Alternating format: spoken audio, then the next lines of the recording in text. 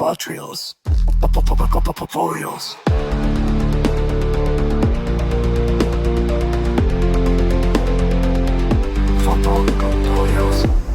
Revolucionando conhecimento científico. Bem-vindos ao Pod Trials. É ótimo ter a companhia de colegas aqui, né? Principalmente o pessoal que está nessa reta final aí para o título de especialista. Oi, pessoal. Agradeço muito a audiência.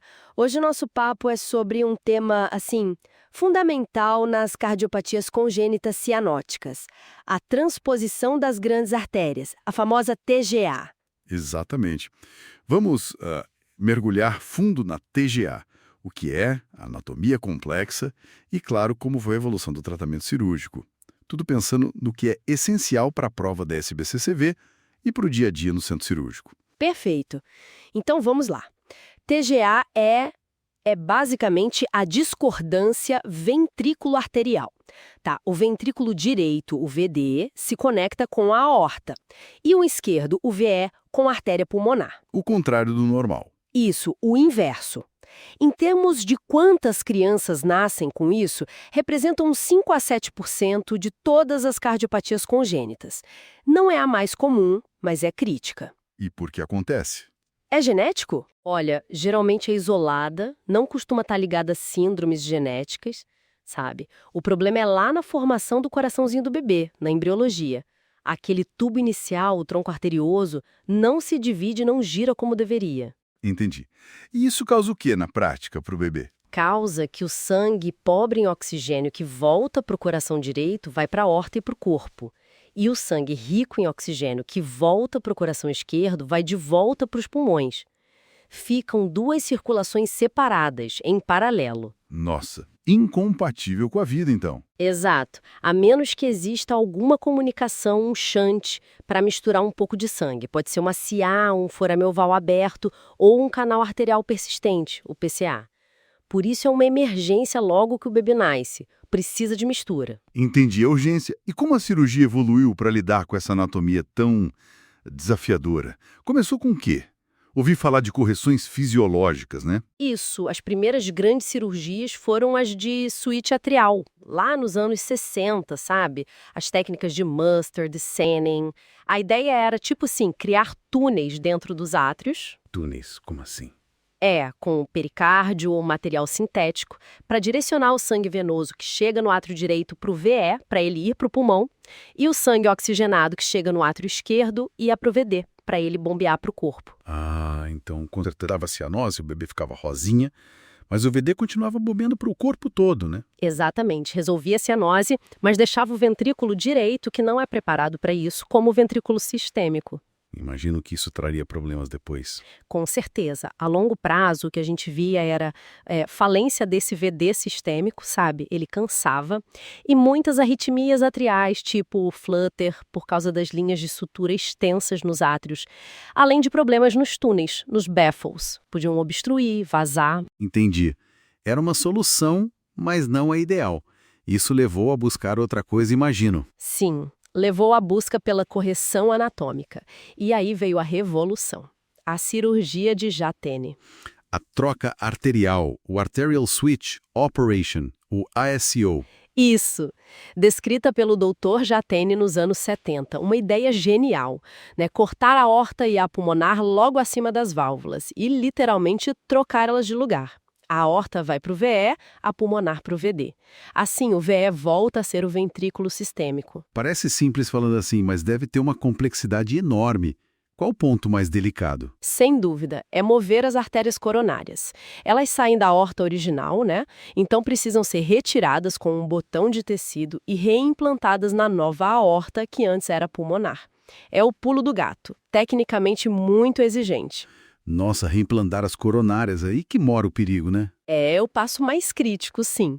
Mas quando funciona bem, o resultado é excelente. O ASO primário virou o padrão ouro para o VS simples, aquela só com ceia ou PCA pequeno. O ideal é fazer bem cedinho nas primeiras semanas de vida, até uns 2 meses. para pegar o VS ainda acostumado com a pressão pulmonar que é mais baixa, né? Não, na verdade é para pegar o VE antes que ele se desacostume da pressão sistêmica. No útero, ele trabalha contra a resistência placentária, que é alta. Se a gente espera muito e ele fica bombeando só para baixa pressão pulmonar, ele perde massa, fica destreinado. Ah, entendi. Faz sentido. E se o diagnóstico é tardio? O VE já está destreinado. Pois é. Aí às vezes precisa de um preparo. Pode ser feita uma bandagem da artéria pulmonar para aumentar a pressão para o VE trabalhar contra para ele ganhar músculo de novo, sabe? E depois faz o ASO. É o ASO em 2 estágios. Entendi. E mesmo com o sucesso do aço, ainda tem riscos, complicações? Sim, sempre há riscos. As preocupações maiores são justamente com as coronárias reimplantadas. Pode ter estenose, um estreitamento ou até oclusão, e isso pode ser bem grave. Imagino. Outras coisas são estenose supravalvar, um aperto logo acima da nova válvula aórtica ou pulmonar. E, a longo prazo, a raiz da nova aorta pode dilatar ou a válvula neoaórtica pode começar a ter insuficiência. Certo. Isso para TGA simples. Mas e quando a TGA vem com mais coisas? Tipo uma CIV grande? Ou estenose pulmonar? Ótima pergunta. Se tem TGA com CIV, geralmente a gente faz o aço e fecha a CIV na mesma cirurgia. Agora, TGA com CIV e estenose pulmonar importante, aí o aço não funciona bem. Por quê? Porque depois da troca, a estenose pulmonar ficaria na saída do VE para a nova aorta. Seria uma obstrução grave na via de saída do VE. Nesses casos, uma opção clássica é a cirurgia de Rastelli. Rastelli. Como funciona? A gente usa a CIV para fazer um túnel por dentro do VE, conectando o VE à aorta. Fecha a válvula pulmonar original e aí coloca um tubo valvado externo, um conduto, ligando o VD à artéria pulmonar. Existem variações também, como a cirurgia HEVI. Complexo. E se for TGA com obstrução da via de saída do VE, OVSVE desde o início, sem CEP? Também é um desafio. Às vezes dá para ressecar a obstrução junto com o ASO, ou pode precisar de procedimentos maiores na via de saída, tipo cono. É bem caso a caso. E aquela forma rara, a LTGA, a corrigida? Ah, a TGA congenitalmente corrigida, LTGA. Essa é diferente. Tem dupla discordância, átrio-ventrículo e ventrículo-artéria. O resultado é que o sangue já circula certo, mas quem bombeia para o corpo é o VD morfológico. O problema é que esse VD pode falhar com o tempo. E aí? Em alguns casos, quando o VD falha, pode-se indicar uma cirurgia de duplo switch. É como fazer um Senning ou Mustard para corrigir a discordância AV e um ASO para corrigir a VA. Bem complexo. Muita coisa. E tem a questão da pressão pulmonar também, né? Importantíssimo, a doença vascular pulmonar obstrutiva, a DVPO, pode se desenvolver rápido, principalmente se tem TGA com CIV grande e não corrige cedo. Se a pressão pulmonar fica muito alta e fixa, as opções cirúrgicas ficam bem limitadas, infelizmente. Às vezes só resta paliar. Ok, pra gente amarrar. Exemplo. Chega um bebê com 1 semana de vida. Diagnóstico. TGA simples. Qual a conduta hoje? ASO neonatal, sem dúvida. É a melhor chance de colocar o VED no comando da circulação sistêmica logo cedo e ter um desenvolvimento mais próximo do normal. E depois da cirurgia, seja ASO, seja Rastelli, seja um switch atrial antigo, como é o acompanhamento? É para a vida toda. Não tem alta definitiva. Acompanhamento cardiológico regular, sempre. Quem fez switch atrial, o foco é muito na função do VD, procurar arritmias, ver se os bafos estão funcionando bem. E no pós-ESA? No pós-ESO, o foco muda. A gente fica de olho nas coronárias, claro, na função do VE, nas dimensões da neoaorta, na válvula neoaórtica e também na via de saída do VD, nos ramos pulmonares para ver se não tem estenose. E reoperações são comuns? Não são raras, não. Ao longo da vida pode precisar de intervenção, seja por cateterismo para dilatar uma estenose, por exemplo, ou cirurgia mesmo para trocar um conduto do Rastelli que ficou pequeno, tratar uma estenose mais complexa, abordar uma arritmia. Mas olha, o prognóstico mudou da água para o vinho. A sobrevida hoje em centros com experiência é muito alta e a qualidade de vida na maioria dos casos é boa. Mas essas complicações tardias tecnologias existem, né? E exigem esse monitoramento constante, principalmente quando chegam na vida adulta. É incrível mesmo pensar nessa evolução, né? Em poucas décadas, sair de uma condição quase letal para uma sobrevida tão alta. Fica a reflexão, então. Com essa população crescente de adultos com TGA corrigida, qual será o próximo grande desafio? Como otimizar não só a sobrevida, mas a qualidade de vida deles a longuíssimo prazo? Talvez novas tecnologias, novos tratamentos? É um campo superativo, com certeza. Esperamos que essa nossa conversa detalhada aqui ajude nos estudos, na preparação para a prova e, claro, na prática clínica cuidando desses pacientes. A dedicação ao aprendizado contínuo é o que faz a diferença. Concordo plenamente.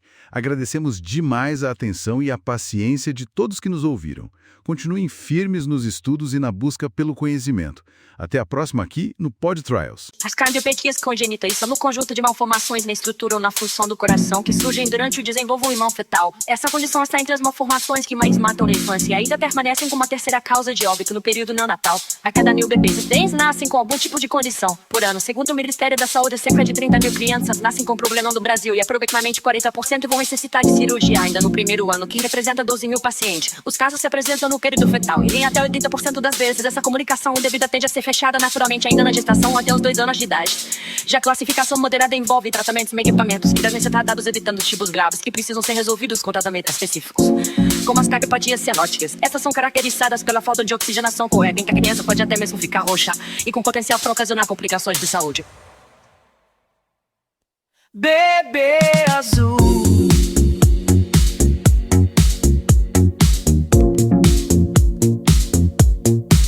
Enfrentamos o frio da sala de espera com a esperança no peito.